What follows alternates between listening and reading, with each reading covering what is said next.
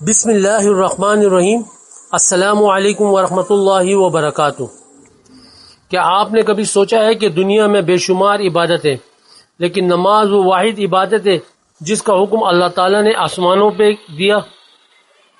روزہ زمین پر فرض ہوا، زکوٰۃ کا حکم زمین پر آیا، حج کا حکم زمین پر دیا گیا، لیکن نماز وہ عظیم تحفہ ہے جو ہمارے پیارے نبی حضرت محمد مصطفیٰ صلی اللہ علیہ وآلہ وسلم کو معراج کے عظیم سفر میں عطا کیا گیا۔ آخر وہ کون سا سفر تھا جس میں اللہ تعالیٰ نے اپنے محبوب کو رات کے ایک حصے میں مسجد الحرام سے مسجد الاقصی تک لے جایا گیا؟ آخر وہ کون سا مقام تھا جہاں آسمانوں کے دروازے کھولے گئے، انبیاء علیہ السلام سے ملاقاتیں ہوئی اور پوری امت محمدی کے لیے قیامت تک کی سب سے عظیم عبادت کا تحفہ دیا گیا؟ اور سب سے بڑھ کر وہ نماز جو ابتدا میں 50 فرض کی گئی تھی، وہ 5 کیسے رہ گئی؟ اور اللہ تعالیٰ نے ان 5 نمازوں کو فجر، ظہر، عصر، مغرب اور عشاء کے اوقات میں کیوں رکھا؟ کیا ان اوقات کے اندر ہمارے لیے کوئی بہت بڑی حکمت چھپی ہوئی ہے؟ آج ہم اسی سبر کو سمجھنے کی کوشش کریں گے۔ پچھلی قسم میں ہم نے جانا کہ نماز کیا ہے۔ ہم نے سمجھا تھا کہ نماز صرف چند حرکات کا نام نہیں، بلکہ نماز بندے کا اپنے رب سے تعلق کا نام ہے۔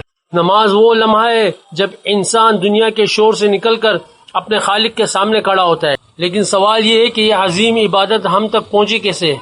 یہ نماز ہم پر فرض کیسے ہوئی؟ اس کا جواب ہمیں واقعہ اسراء و معراج میں ملتا ہے۔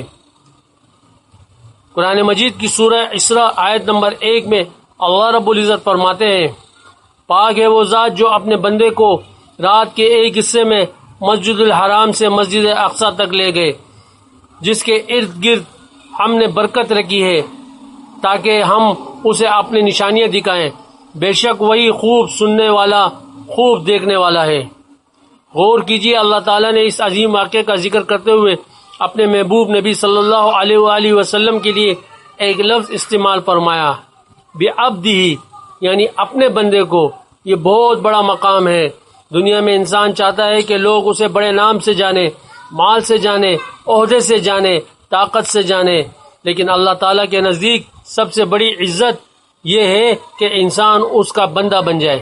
اور ہمارے نبی حضرت محمد مصطفیٰ صلی اللہ علیہ وآلہ وسلم کی سب سے بڑی شان یہی ہے کہ آپ صلی اللہ علیہ وآلہ وسلم اللہ کے بندے اور رسول ہیں۔ پھر وہ عظیم رات آئی جب اللہ تعالیٰ نے اپنے محبوب کو ایک ایسا سفر کرایا جو انسانی عقل سے بلند اور اللہ تعالیٰ کی قدرت کی عظیم نشانی تھی۔ صحیح بخاری کی حدیث نمبر 3207 میں آتا ہے، رسول اللہ صلی اللہ علیہ وآلہ وسلم نے فرمایا کہ میرے پاس براق لایا گیا جو گدھے سے بڑا اور خچر سے چھوٹا تھا۔ اس کے قدم وہاں پڑتے تھے جہاں تک اس کی نگاہ پہنچتی تھی۔ یہ کوئی عام سفر نہیں تھا، یہ اللہ تعالیٰ کی قدرت کا معجزہ تھا۔ رسول اللہ صلی اللہ علیہ وآلہ وسلم براق پر سوار ہوئے اور حضرت جبرائیل علیہ السلام کے ساتھ مسجد الحرم سے مسجد اقصی کی طرف روانہ ہوئے۔ وہ مسجد اقصی جس سے انبیاء علیہ السلام کی تاریخ وابستہ ہے، وہ سرزمین جہاں اللہ تعالیٰ کے بہت سے برگزیدہ بندوں نے عبادت کی، اور پھر وہاں ایک ایسا منظر پیش آیا جس میں امت محمدی کے لیے بہت بڑا پیغام تھا۔ رسول اللہ صلی اللہ علیہ وآلہ وسلم نے انبیاء علیہ السلام کی امامت فرمائی۔ یہ اس بات کی علامت تھی کہ محمد صلی اللہ علیہ وآلہ وسلم اللہ کے آخری نبی ہے، اور محمد صلی اللہ علیہ وآلہ وسلم کی لائی ہوئی شریعت تمام انسانیت کے لیے ہے۔ پھر اس کے بعد آسمانوں کا سفر شروع ہوا، آسمانوں کے دروازے کھولے گئے اور رسول اللہ صلی اللہ علیہ وآلہ وسلم کو اللہ تعالیٰ کی عظیم نشانیاں دکھائی گئی۔ صحیح بخاری کی حدیث نمبر 3207، اس حدیث میں آتا ہے کہ رسول اللہ صلی اللہ علیہ وآلہ وسلم کی مختلف آسمانوں پر انبیاء علیہ السلام سے ملاقات ہوئی۔ پہلے آسمان پر حضرت آدم علیہ السلام سے ملاقات ہوئی، دوسرے آسمان پر حضرت یحییٰ علیہ السلام اور حضرت عیسیٰ علیہ السلام سے ملاقات ہوئی، تیسرے آسمان پر حضرت یوسف علیہ السلام سے ملاقات ہوئی، چوتھے آسمان پر حضرت ادریس علیہ السلام سے ملاقات ہوئی، پانچویں آسمان پر حضرت ہارون علیہ السلام سے ملاقات ہوئی، چھٹے آسمان پر حضرت موسیٰ علیہ السلام سے ملاقات ہوئی، اور ساتویں آسمان پر حضرت ابراہیم علیہ السلام سے ملاقات ہوئی۔ یہ کتنا عظیم منظر تھا، ایک طرف اللہ تعالیٰ کے برگزیدہ انبیاء علیہ السلام اور دوسری طرف آخری نبی حضرت محمد مصطفیٰ صلی اللہ علیہ وآلہ وسلم۔ یہ صرف ایک سفر نہیں تھا، یہ پوری انسانیت کے لیے ہدایت کا اعلان تھا، اور اسی عظیم سفر میں اللہ تعالیٰ نے امت محمدی کو نماز کا وہ تحفہ عطا فرمایا جو قیامت تک ہر مسلمان کے لیے اللہ سے تعلق کا سب سے مضبوط ذریعہ رہے گا۔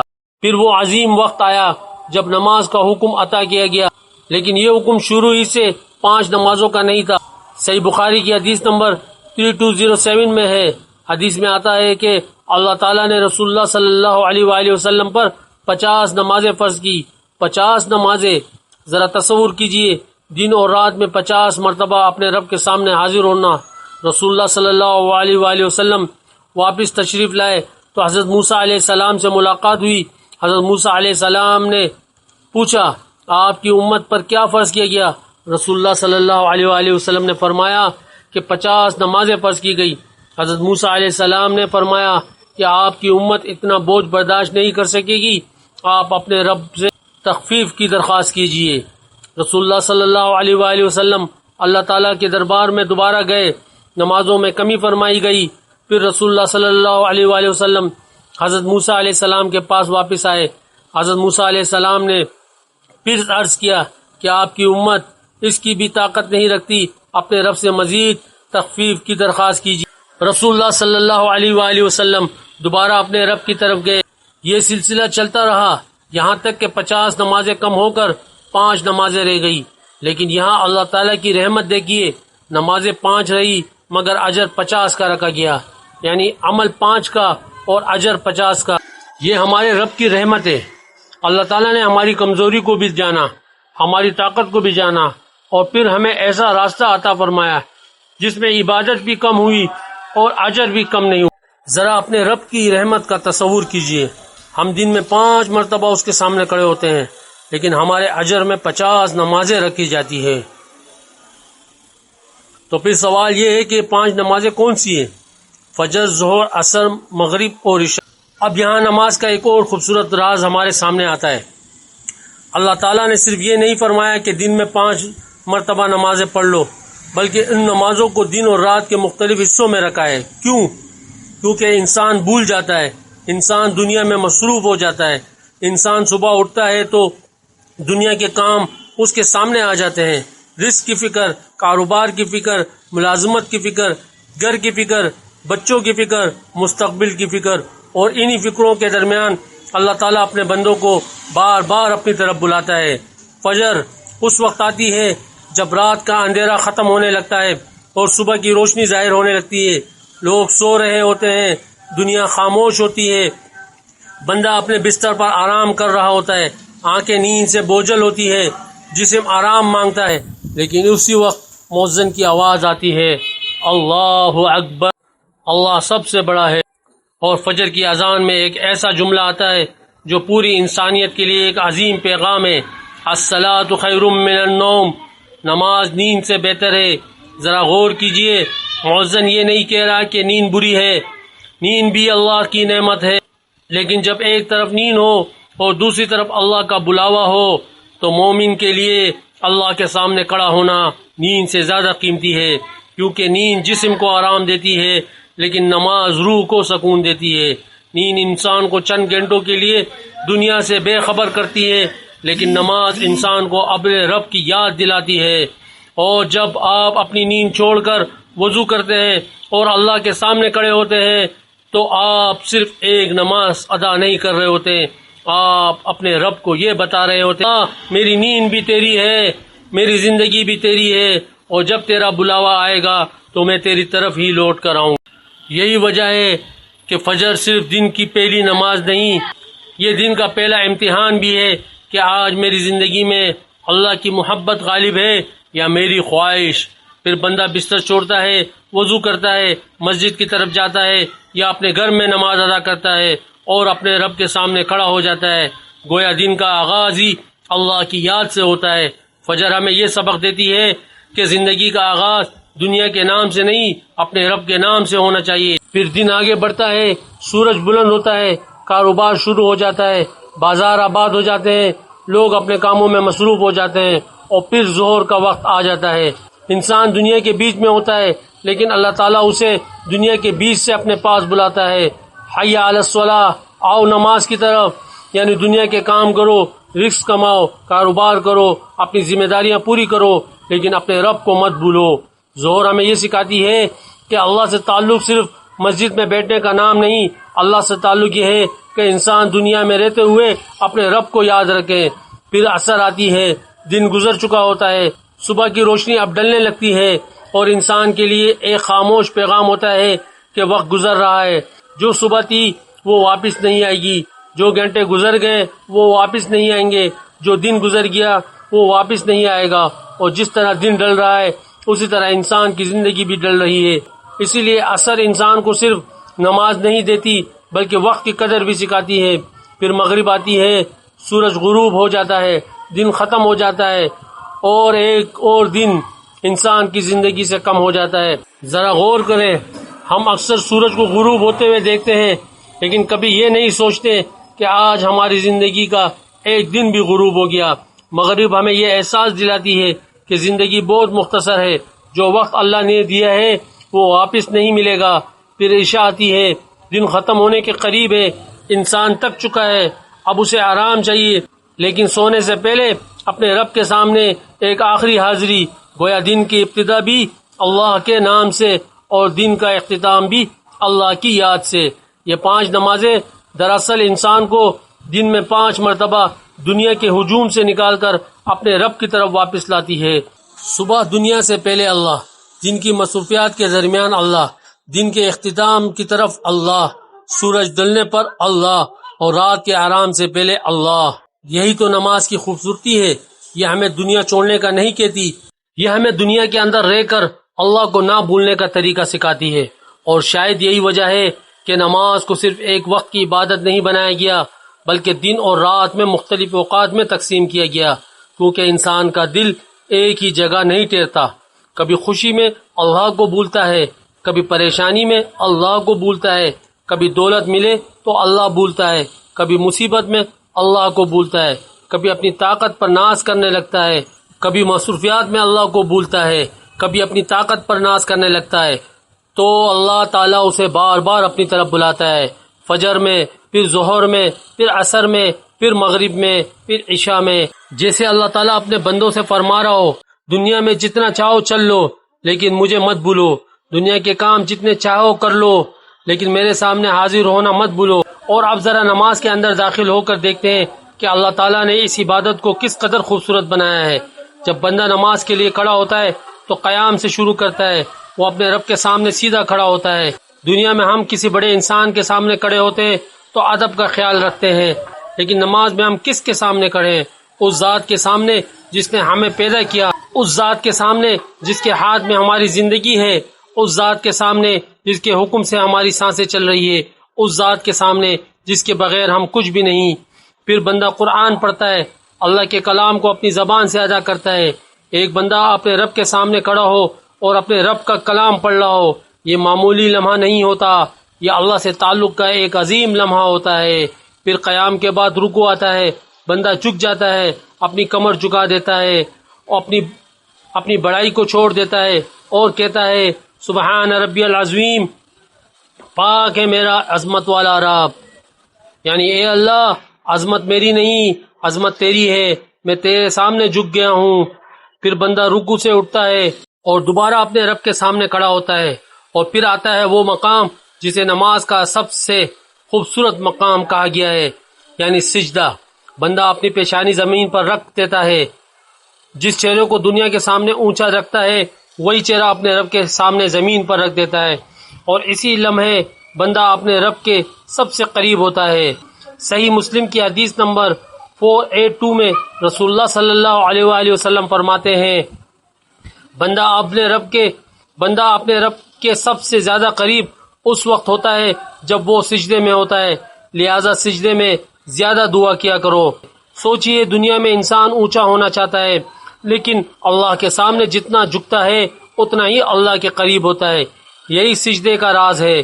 یہ صرف پیشانی زمین پہ رکھنے کا نام نہیں، یہ اپنے دل کو اللہ کے سامنے رکھنے کا نام ہے، یہ اپنی پریشانی اللہ کے حوالے کرنے کا نام ہے، یہ اپنی امید اللہ سے وابستہ کرنے کا نام ہے، یہ اپنی کمزوری کا اعتراف اور اللہ کی طاقت کا اقرار ہے۔ پھر بندہ سجدے سے اٹھتا ہے بیٹھتا ہے اور دوبارہ سجدے میں چلا جاتا ہے، اور پھر نماز میں قاعدہ آتا ہے، بندہ بیٹھ کر اللہ کی حمد و ثنا بیان کرتا ہے، اپنے نبی حضرت محمد مصطفیٰ صلی اللہ علیہ وآلہ وسلم پر درود اور سلام بھیجتا ہے اور ایمان کی گواہی دیتا ہے۔ وہ کہتا ہے اشہد ان لا الہ الا اللہ، میں گواہی دیتا ہوں کہ اللہ کے سوا کوئی معبود نہیں، اور پھر کہتا ہے واشہد ان محمدًا عبدہ ورسولہ، اور میں گواہی دیتا ہوں کہ محمد صلی اللہ علیہ وسلم اللہ کے بندے اور رسول ہے۔ گویا نماز کے اندر بھی ہمارا ایمان تازہ ہوتا رہتا ہے، ہم اللہ کی وحدانیت کا اقرار کرتے ہیں، ہم رسول اللہ صلی اللہ علیہ وآلہ وسلم کی رسالت کی گواہی دیتے ہیں، اور پھر نماز کے آخر میں سلام پھیرتے ہیں، السلام علیکم ورحمۃ اللہ، ایک طرف سلام پھر دوسری طرف سلام۔ گویا بندہ اپنے رب کے سامنے کھڑا ہو کر واپس دنیا میں آتا ہے تو اس کے پاس صرف اپنی عبادت نہیں ہوتی بلکہ سلامتی کا پیغام بھی ہوتا ہے۔ یہ نماز کا کمال ہے۔ قیام ہمیں اللہ کے سامنے کھڑا ہونا سکھاتا ہے، رکوع ہمیں جھکنا سکھاتا ہے، سجدہ ہمیں اللہ کے قریب ہونا سکھاتا ہے، قاعدہ ہمیں اپنے ایمان کی گواہی یاد دلاتا ہے، اور سلام ہمیں دنیا میں امن اور خیر کے ساتھ واپس لاتا ہے۔ تو نماز صرف 5 وقت کا نام نہیں، نماز انسان کے اندر سے بنانے کا ایک مکمل نظام ہے۔ نماز انسان کو اندر سے بنانے کا ایک مکمل نظام ہے۔ اب ذرا اس خوشخبری کو بھی سن لیجئے جو اللہ تعالیٰ نے نماز اور نمازیوں کے لیے رکھی ہے۔ اللہ تعالیٰ قرآن کریم میں فرماتا ہے، سورہ عنکبوت کی آیت نمبر 45 میں ترجمہ، بے شک نماز بے حیائی اور برائی سے روکتی ہے۔ یعنی نماز صرف اجر حاصل کرنے کا ذریعہ نہیں بلکہ نماز انسان کے اندر ایسی تبدیلی پیدا کرتی ہے کہ وہ برائی سے بچنے لگتا ہے۔ نماز دل کو صاف کرتی ہے، نماز انسان کو اپنے رب کی یاد دلاتی ہے، نماز انسان کو بار بار اپنے آپ کو درست کرنے کا موقع دیتی ہے۔ اور رسول اللہ صلی اللہ علیہ وآلہ وسلم نے نماز کی مثال کتنی خوبصورت بیان فرمائی ہے۔ صحیح بخاری کی حدیث نمبر 528 میں رسول اللہ صلی اللہ علیہ وآلہ وسلم نے فرمایا کہ اگر کسی شخص کے دروازے پر ایک نہر ہو اور وہ اس میں ہر روز 5 مرتبہ غسل کرے تو کیا اس کے جسم پر کوئی میل باقی رہے گی؟ صحابہ اکرام رضی اللہ تعالی عنہ نے عرض کیا کوئی میل باقی نہیں رہے گی۔ رسول اللہ صلی اللہ علیہ وآلہ وسلم نے فرمایا کہ یہی 5 نمازوں کی مثال ہے، اللہ تعالیٰ اس کے ذریعے گناہوں کو مٹا دیتا ہے۔ ذرا غور کیجئے، ذرا سوچئے، دن میں 5 مرتبہ اللہ کے سامنے حاضری، اور ہر حاضری کے ساتھ انسانوں کے گناہوں کا میل دھلتا جائے، یہ کتنی بڑی خوشخبری ہے۔ صحیح مسلم کی حدیث نمبر 233 میں رسول اللہ صلی اللہ علیہ وآلہ وسلم نے فرمایا، ترجمہ، 5 نمازیں ایک جمعے سے دوسرے جمعے تک اور ایک رمضان سے دوسرے رمضان تک اس کے درمیان ہونے والے گناہوں کا کفارہ بنتے ہیں، بشرطے کہ بڑے گناہوں سے بچا جائے۔ میرے بھائیوں، اللہ تعالی ہمیں اپنی طرف بلا رہا ہے، ہمیں اپنے دروازے سے دور نہیں کر رہا، ہمیں کہہ رہا ہے آؤ وضو کرو، میرے سامنے کھڑے ہو جاؤ، رکوع کرو، سجدہ کرو، مجھ سے مانگو، اور پھر میرے فضل اور رحمت کے سامنے اپنی زندگی کی طرف واپس لوٹ جاؤ۔ یہ نماز ہے، یہ اللہ کی طرف سے بوجھ نہیں، یہ اللہ کی طرف سے بلاوا ہے، رستہ ہے، یہ سزا نہیں، رحمت ہے، یہ صرف فرض نہیں، یہ اللہ کی طرف سے بندے کے لیے ایک عظیم موقع ہے۔ ہم سنتے ہیں الصلاۃ خیر من النوم، تو ہمیں یاد رکھنا چاہیے کہ نماز صرف نیند سے بہتر نہیں، نماز اس دنیا کی ہر چیز سے بہتر ہے جو ہمیں اپنے رب سے دور کر رہی ہے۔ دنیا کی ہر کامیابی عارضی ہے، دنیا کا ہر مال عارضی ہے، دنیا کی ہر خوشی عارضی ہے، لیکن اللہ کے ساتھ تعلق وہی اصل کامیابی ہے۔ اور یہی وجہ ہے کہ 5 نمازیں ہماری زندگی میں 5 بار اللہ کی طرف واپسی کا موقع ہے۔ فجر کہتی ہے دن کا آغاز میرے رب کے ساتھ کرو، ظہر کہتی ہے مصروفیت میں اپنے رب کو مت بھولو، عصر کہتی ہے وقت گزر رہا ہے اپنے رب کی طرف لوٹ آؤ، مغرب کہتی ہے ایک اور دن ختم ہو گیا اپنے رب کا شکر ادا کرو، اور عشاء کہتی ہے اب آرام سے پہلے رب کے سامنے حاضر ہو جاؤ۔ کتنی خوبصورت زندگی ہے وہ انسان جس کا دین اللہ سے شروع ہو، اللہ کی یاد میں گزرے اور اللہ کے سامنے ختم ہو۔ لیکن اب یہاں ایک بہت خوبصورت سوال ہمارے سامنے آتا ہے، اگر 5 فرض نمازیں اللہ تعالیٰ کی طرف سے اتنا بڑا تحفہ ہے تو کیا نماز صرف انہی 5 نمازوں تک محدود ہے؟ کیا ہمارے نبی صلی اللہ علیہ وآلہ وسلم نے ان 5 فرض نمازوں کے علاوہ بھی نمازیں ادا فرمائی ہے؟ کیا فرض کے بعد بھی اللہ تعالیٰ کے قریب ہونے کے لیے نماز کی مزید دروازے موجود ہیں؟ سنت کیا ہے، نفل کیا ہے، وتر کیا ہے، تہجد کیا ہے، اشراق اور چاش کیا ہے؟ اور اگر کوئی شخص اللہ کے قریب ہونا چاہے تو ان نمازوں کا اس کی زندگی میں کیا مقام ہے۔ یہ وہ خوبصورت سفر ہے جسے ہم اپنی اگلی قسط میں شروع کریں گے۔ واللہ عالم بالصواب۔ اگر اس میں کوئی کمی کوتاہی یا غلطی ہوئی ہو تو ہم اللہ تعالیٰ سے معافی کے طلبگار ہیں۔ اگر آپ اس ایمان کے سفر کو آخر تک سمجھنا چاہتے ہیں تو اگلی قسط ضرور دیکھیں۔ چینل کو سبسکرائب کر کے بیل آئیکن ضرور دبائیں تاکہ نئی قسط اپلوڈ ہوتے ہی اس کا نوٹیفیکیشن آپ کو مل سکے، اور ویڈیو کو لائک اور شیئر کریں اور اپنی دعاؤں میں یاد رکھیں۔ السلام علیکم ورحمۃ اللہ وبرکاتہ۔